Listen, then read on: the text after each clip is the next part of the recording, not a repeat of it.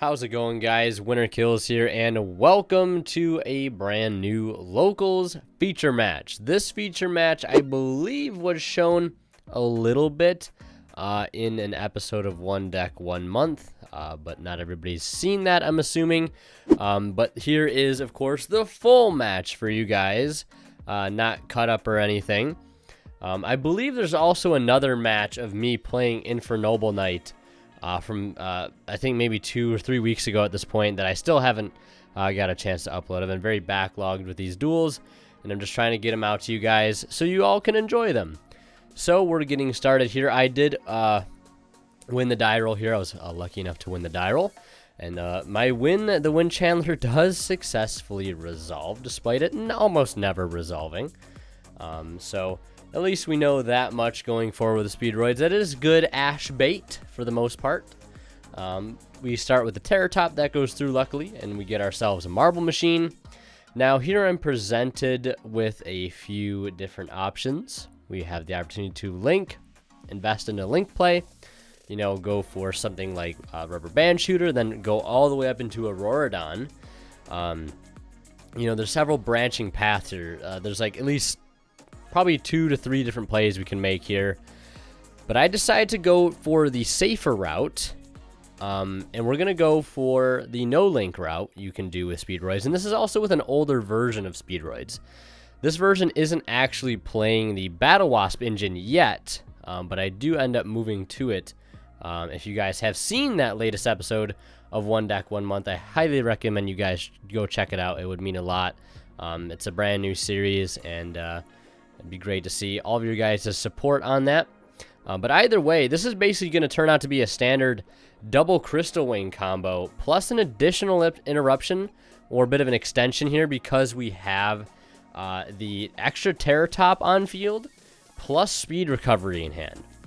Because as it stands right now, we can banish Dendendiko Duke from the grave to summon Car Turbo, and then immediately revive Hagoita for just a free level 8 Synchro. But what you see me do here is I'm going to use Speed Recovery to end up revive Car Turbo. Now, I do have a few options. I could have made Leviair, then banished. There's like something. I could have made. I could have banished Duke first, summoned Car, then made Leviair, then brought back Duke off the Leviair, then summoned Hagoita to recycle the Duke.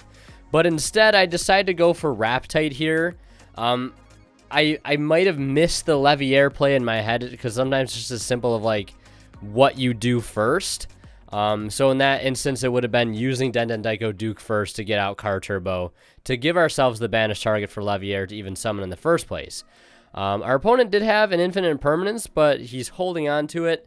It honestly doesn't make too big of a difference, I guess, with this specific game here, because he could either try to use it to like stop a play he was unsure about, since he's never played against this deck before, or he could just save the imperm and, you know, use it to go into the already established field, which I think makes a decent amount of sense for the most part, because if he doesn't know where to stop something, you might as well just kind of hold on to it, I guess. But he's not even going to attempt to play through the 3 interruptions, and we're just going to go right into game 2. And I want to quickly mention a shout out to Imperium Duelist. If you guys are interested on that playmat on the left, or any of the sleeves I'm using on the left, or on the right, I believe he's actually on Imperium Duelist sleeves. I finally got him into them. But if you guys want to check out Imperium Duelist and get some amazing sleeves, dice, deck boxes, playmats, binders, etc., check them out down in the description below. And you can pick up all their gear for 10% off using my discount code WinnerKills10off. It does support the channel and is a great way to do it, because you guys get something out of it in the process. Same thing with shopping on TCG Player using my affiliate link below.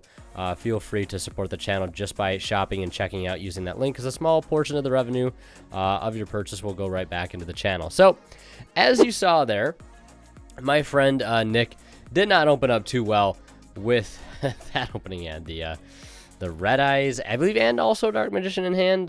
Very, very unfortunate. He's going to go ahead and burn the Ash there on the Tekatomborg, which is also a pretty good Ash target. Or no, it has just the Dark Magician in hand. Or the Red Eyes, not the Dark Magician. So I go ahead and swing in for 1,000. right there. Not going to waste any time. We'll just try to get in some damage while we can, even though if our turn is going to be very unproductive, because you never know. That little 1,000 extra damage could come in very handy later. He's going to draw for turn here, and ends up picking a Gouki monster up. Debating on setting it, but probably looking like he might just hold it in his hand here.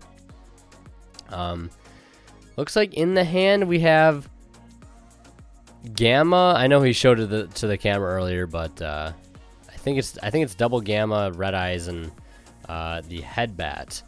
I have Droll and Lockbird in hand, as well as Ghost Mourner, so like, even though my plays are being shut down a little bit, I still have like a little bit of a follow-up, or like a little bit of added protection in case he gets the cards he needs to pop off. We can at least keep him at bay for a few additional turns.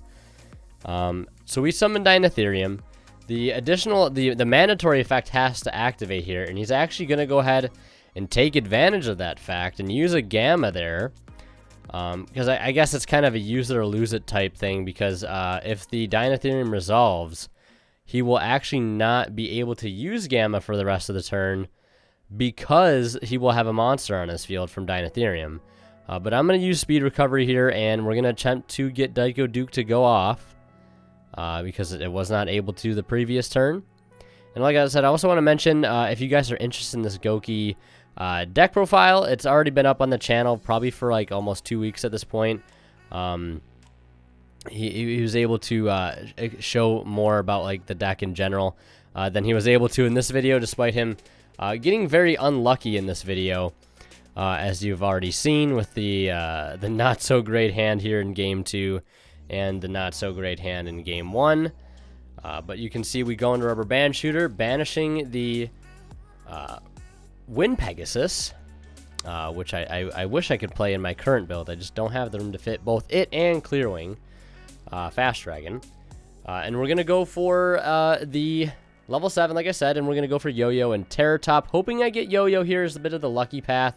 And I am very excited to find that we do get double Yo-Yo this time around. We have not exhausted our normal summon yet, which is perfect. The exact position we want to be in when we go for this play. Not having exhausted our normal summon, because of course we'll still be able to link. We'll still be able to go into like Xyz plays and things like that, which is obviously more advantageous than just being locked into making only Crystal Wings. Not that Crystal Wing isn't great, but you know, it's not the most versatile end board in today's meta. So now we're going to link off that Yo-Yo and the Shooter for Auroradon. We're going to go ahead and generate 3 tokens.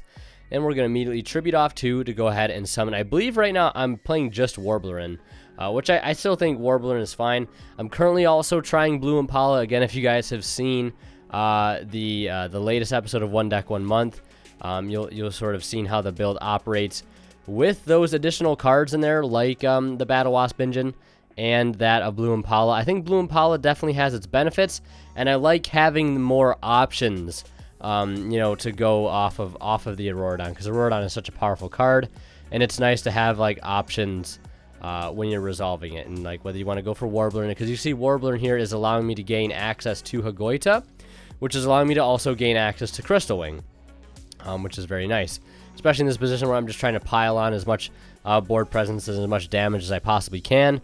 So we're going to go into Leviair, and we're going to go right into a second copy of Crystal Wing, after of course recycling that Den Daiko Duke. So the Warblerin is more so for like more synchro heavy like end boards, and like a Blue Impala would be more advantageous for like making more cards like Cicada King, Leviair, and Totem Bird. But Crystal Wing right now is just going to put up a lot of damage, which is what we need right here. And he top decks Dark Magician for turn, which is super unfortunate. He had a set Eagle Booster, so really not doing him too much there. Unfortunately, he just did not open well at all. Really wasn't able to play there in game 2 or game 1. But yeah, Speedroids taking the match 2-0 here. I hope you guys enjoyed this one. I might even try to like double upload later, depending on what I have available. I do realize this one was a bit shorter, and I do apologize for that, but you know, that's just how they are sometimes.